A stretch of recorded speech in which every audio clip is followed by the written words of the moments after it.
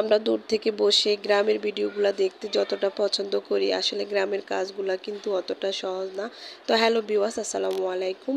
কেমন আছেন সবাই? আশা রাখি ভালো আছেন। আলহামদুলিল্লাহ, আমিও ভালো আছি। Welcome to my another blog. আমি নতুন আরেকটি ভিডিওতে আপনাদের সবাইকে স্বাগতম। এই ভিডিওটা হচ্ছে আমার গ্রামে করা। এটা মাটির চুলা আমি রান্না করতেছি। এটা হচ্ছে তেলাপি মাছ। এটা হচ্ছে আমি ভেজে রান্না করব লার্কির চুলাতে। লার্কির চুলা রান্না আসলে খেতে অনেক বেশি ভালো লাগে, তবে কাজগুলো করতে খুবই কষ্টকর। হাতে অনেক বেশি তাপ চলে আসতেছিল, কাঠ দিয়ে রান্না করতেছি, অনেক আগুন চুলাতে।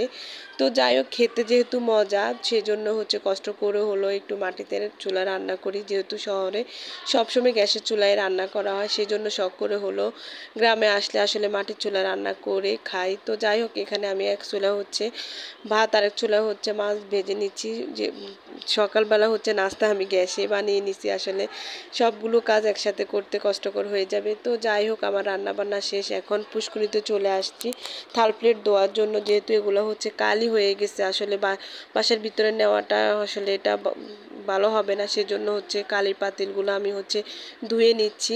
তো এটা হচ্ছে বরাবরই গ্রামে সবাই বোধহয় এই কাজগুলো করে। তো আমি যেটা করলাম সেটাই আপনাদের সাথে শেয়ার করলাম। তো এখানে আমার থাল প্লেটগুলো ধোয়া শেষ। থাল প্লেটগুলো পুষ্করিতে ধুতে আমার খুব ভালোই লাগে, যদিও কালির পাতিল ধুতে একটু কষ্ট হয়। তো যাই হোক, আমার ধোয়া শেষ। এখন আমরা হচ্ছে চলে গেছি বাগানে, মানে বাগানে যাইতেছি একটাই কারণ হচ্ছে আম পারবো। আম পেড়ে হচ্ছে ভর্তা বানিয়ে খাবো সবাই মিলে। তো এটা হচ্ছে আমাদের বাড়ি। গাছগুলো অনেক বেশি লম্বা হওয়ার কারণে হচ্ছে আমরা পারতেছিলাম। তো কাকাকে বললাম, উনি হচ্ছে আমাদেরকে একটা টোড়া দিয়ে হচ্ছে আম পেড়ে দিচ্ছে। এটা আমাদের গ্রামের ভাষা টোড়াই বলে, অনেকে হয়তো অনেক কিছু বলতে পারেন। তো যাই হোক, এটা হচ্ছে একটা বাঁশের লম্বা টোড়া।